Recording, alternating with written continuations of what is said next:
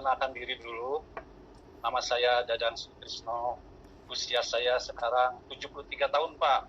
Itu sudah masuk ke Manula Media katanya. Manula Media ya, Pak. Mudah-mudahan Bapak Ibu sekalian dianugerahi umur yang panjang juga. Amin, Pak. Seperti Amin. Saya bahkan lebih panjang dari saya, tapi dalam keadaan sehat, Pak. Ya. Kita jangan sampai usia tua tapi sakit-sakitan. Ya. Pada kesempatan ini saya ingin berbagi ya, Pak. Tadi Pak Hendra sudah menjelaskan, saya punya masalah dengan penyakit saya. Pada tahun 2014 saya kesulitan buang air kecil, Pak ya. Itu cukup lama, tapi saya kurang kilo waktu itu. Ya, saya masih meyakinilah minum obat-obat tradisional, lalu mengikuti apa kata orang. Saya coba, tapi makin lama sampai akhirnya saya tidak bisa, Pak. Sama sekali tidak bisa untuk buang air kecil, mampet istilahnya. Nah, keadaan sudah begitu, baru saya pergi ke rumah sakit. Kemudian pertama kali saya ditangani oleh Dokter Bambang di Rumah Sakit Boromius pada tahun 2014. Saya langsung dikateter, Pak, baru bisa buang air kecil. Dari hasil pemeriksaan ternyata prostat saya mengalami pembengkakan, Pak. Jadi besar ke dalam. Ya, itu menurut Dokter Bambang itu yang bermasalah, yang besar ke dalam. Pada dasarnya laki-laki itu kalau udah umur 45-50 tahun ke atas itu berpotensi untuk menjadi besar bengkak. Tapi yang bengkak keluar itu aman, Pak. Jadi tidak usah dikusi-kusi. Ini yang bengkak ke dalam, atau saya setelah itu dianjurkan untuk dikerok, Pak, istilahnya. Saya mengikuti apa yang disarankan dokter, dikerok tahun 14. Tetapi tahun 2018 kembali, Pak, saya susah lagi untuk buang air kecil. Kemudian saya berobat pindah ke Rumah Sakit Siloam di daerah Tangerang, ditangani oleh dokter. Ya, waktu itu juga dikerok yang kedua. Kemudian terasa baik ya, Pak. Minum obat. Saya mampet lagi, Pak. Tahun 2018 tidak lagi bisa pipis.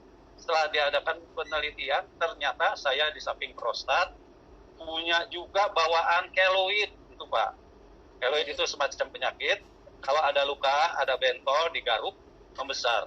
Nah, ini rupanya luka saya bekas operasi itu di dalam penis saya itu merangsang untuk timbulnya keloid di dalam saluran kencing penis saya itu. Nah, ya, kemudian ditangani, alhamdulillah Allah Subhanahu wa taala mempertemukan saya dengan Dokter Firdaus. Beliau urolog, Pak ya. Usianya sudah senior, waktu saya umur masih 71, beliau sudah 75. Beliau itu dikenal dokter senior di Rumah Sakit Primer Bintaro Jaya. Saya ditangani beliau. Nah, dioperasi, Pak, dikerok atau dioperasi, tapi setelah itu kembali membesar lagi. Itu karena keloid saya, Pak. Nah, dokter melihat itu usaha beliau, itu saya dibusi, Pak, istilahnya, diperbesar, lubang saluran kencing saya diperbesar. Waduh, Pak, bukan main, Pak, itu tanpa dibius. Kalau dikerok dibius, Pak. Tapi waktu dibusi, dimasukin alat itu memperbesar lubang kencing saya itu tanpa bius. Aduh, bukan main, Pak. Beberapa kali akhirnya dokter tidak tega kepada saya. Jalan keluarnya yaitu saya dipasangi kateter. Yang saya pakai kateter itu 4 bulan, Pak. Terus-menerus 4 bulan. Jadi saya dalam 4 bulan itu berbaring terus di tempat tidur, tidak bisa kemana-mana, Pak, karena terganggu itu oleh kateter. Nah, ini berdampak, Pak. Selama 4 bulan tidak bergerak, rupanya peredaran darah saya terganggu, ya, Pak. Sehingga ini berdampak, Pak, kepada daya ingat saya. Daya ingat saya itu menurun. Dan itu sampai pada puncaknya, saya tidak hafal lagi, Pak, bacaan surat ketika sholat fardu. Saya tidak hafal, Pak. Saya tidak ingat lagi saya sudah sholat berapa rakaat. Itu istri saya membimbing saya untuk terus panggil kepada saya, papi harus tetap sholat walaupun tidak hafal. Dibimbing, sudah rakaat kedua, istri saya berdiri di belakang. Sudah rakaat kedua, sudah rakaat ketiga begitu sampai selesai. Nah, kemudian pada suatu hari datanglah kawan saya, satu alumni di AKB, Pak ya. Kolonel atau Kombes Saripudin Ali Amin. Rupanya beliau itu sudah mengkonsumsi dan sahabat dari Pak Yus. Sengaja datang ke rumah di Bandung. Dari Jakarta sengaja ke Bandung memperkenalkan produk ini, Pak. Ya. Produk yang sama-sama kita cintai ini, Purtier itu. Lalu saya mencoba. Pertama diberikan oleh Pak Yus itu gratis. Dengan dosis satu hari saya konsumsi 4 pagi, 4 malam. Saya minum terus itu, kemudian saya merasa cocok, ada perubahan. Nah, kemudian pada saat 4 bulan saya pakai kateter, itu dalam keadaan masih berkateter. 4 bulan berkateter, saya dibuka oleh Dr. Firdaus, tidak usah pakai lagi, dan saya disuruh cek, Pak, bagaimana perkembangannya. Alhamdulillah, Pak, dengan izin Allah, dengan karunia Allah, saya membaik, Pak. Itu dites seberapa besar sudah tekanan urin saya ketika saya buang air kecil, diukur, Pak. Nah, hasilnya waktu kembali ke dokter saya bawa. Dokter melihat gambar grafik itu, beliau itu berseloroh, Pak. Pak Dadang, ini Pak Dadang pakai joki nggak nih, Pak? Meriksa air seni.